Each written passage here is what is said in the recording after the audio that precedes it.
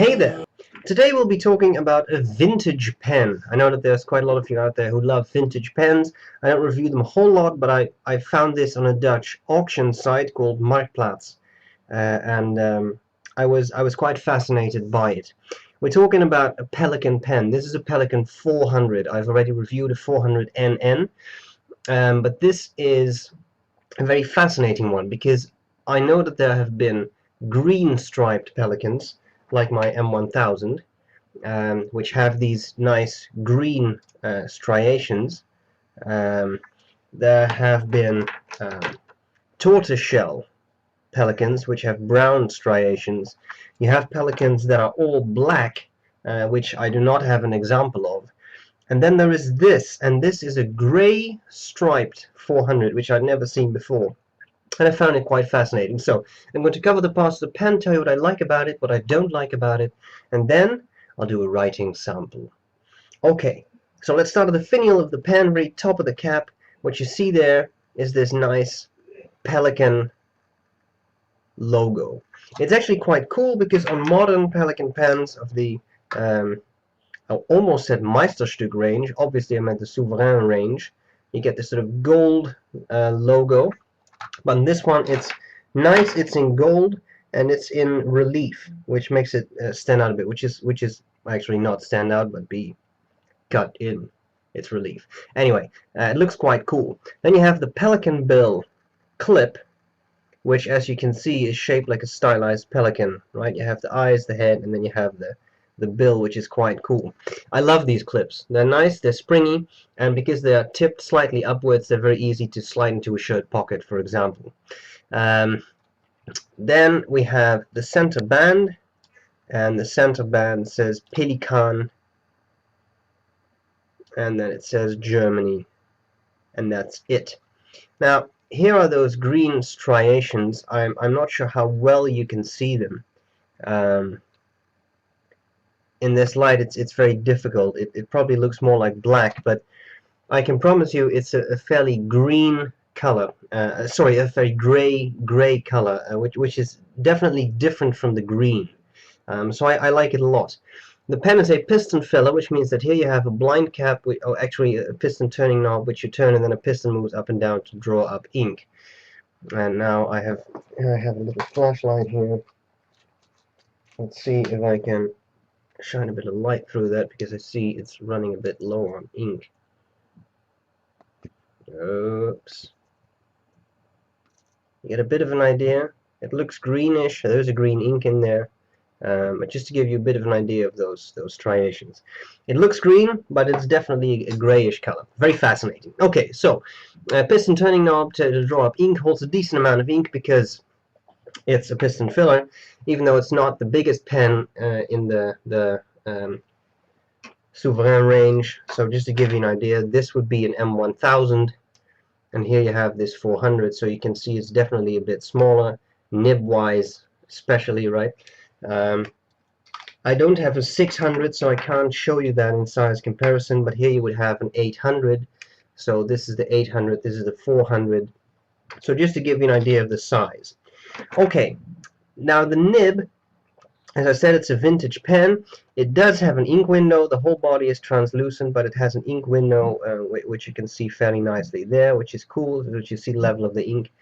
And the nib is a very nice vintage 14K oblique double broad, which is very nice to use. It has the Pelikan logo. It says 14 karat 585 and then OBB. Definitely interesting nib to use. Personally, for me, it could be a little bit wetter, but I have used it with a relatively dry ink, I think, so I shouldn't complain too much about that. Notice also the nice old-style feed. Keeps up well, and yes, there is a bit of flex to it as well, but of course, it being an oblique double broad, it already has some line variation just naturally. Okay, so the section, pleasant to use, not slippery, but very smooth, flares out a bit at the end there, and that's pretty much it. So as I said, not the biggest pen around. If you have fairly large hands, then you can use it unposted, but it is fairly thin. It doesn't have a lot of girth. If you want to post it in this specific model, I've been unable to do it. so the cap does not stay on there. It just falls off. Cap screws in place, and that's pretty much all there's to it. Okay, what do I like about it? What do I not like about it? Well, there are definitely things to be liked about the pen. I like the finish. It's dark. It looks pretty cool. It's definitely different from the, let's say, standard green finishes that I associate with Pelikans. Also, you know, vintage Pelikans. It's definitely nice, definitely different. This one was in good state, which is very nice that you buy a pen that actually works well.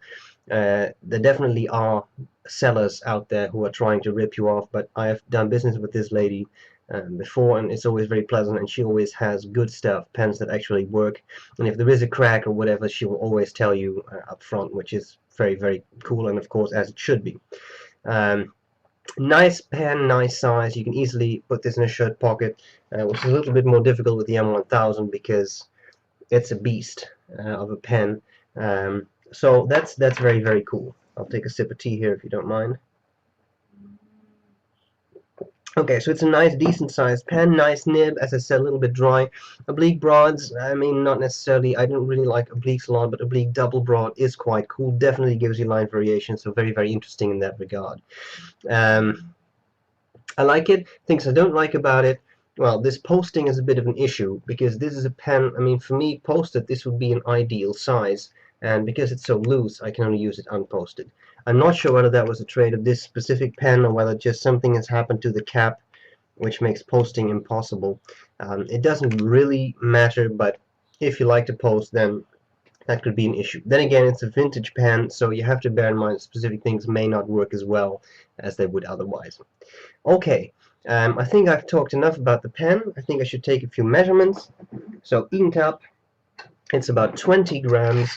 Size-wise, capped, I have 120, about 126 millimeters. Uncapped, I have 119. Diameter of the section, I have 9 at the narrowest point and then 10 at the widest point. And just to be sure, the barrel diameter is about 12 millimeters for those of you who are interested in that. That's the pen. I have talked about slightly flexy oblique double broads. I'm pretty sure you're excited about seeing how to write. That's what we're going to do next. I hope this was useful, and I'll gladly see you later. Bye bye. Okay, so here we go with this vintage Pelikan. I'm going to post it because I don't really have enough to hold on to otherwise.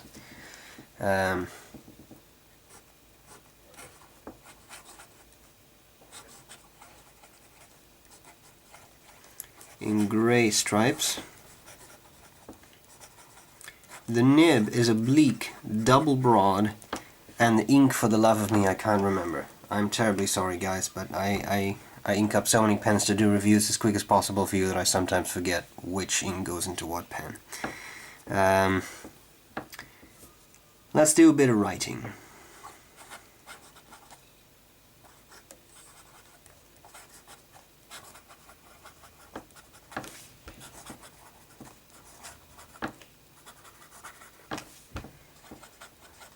I'm not sure if you think there's any skipping. There is no skipping. It's just because it's an oblique nib. I'll come back to that in a sec. You sometimes get these bits that are a little lighter, a little thinner, but that's perfectly fine. Okay, I've unposted it. The cap doesn't really stick on very well. Let's do this a bit faster.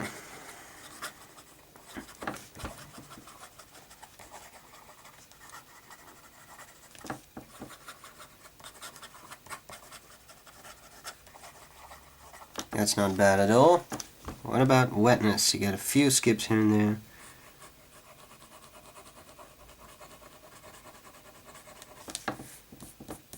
Not a gusher, but it's not super dry either. Line variation, well, okay, so this is an oblique nib. For those of you unfamiliar with it, this is the worst drawing of an oblique nib ever, but let's imagine this is the breather hole, this is the slit in the nib, that's what it looks like. So it's cut at the slanted angle. I could try to show you that a bit. You see, so that makes it quite interesting. Oops, sorry, wrong way around. Sorry, I'm not trying to make you sick there. Sorry. That gives it thin lines in this direction, but much broader lines in that direction, right? If you go like this, it's thin, but if you go like that, it's much thicker. And that gives you this beautiful, nice line variation, which a lot of people enjoy, because even if you can't do calligraphy, this adds a bit of flair to your writing, and it's particularly good for people who rotate the pen into the paper. You see, who rotate the pen a bit like this when they're writing. But the line variation is undeniable, especially if you have a double broad oblique. So you can have a lot of fun with that. So I definitely like that. I think it's a very nice addition. Now it's not just that, because I'm starting to exert more pressure here. Go a bit slower than that. As you can see, there's also the pressure that also adds line variation.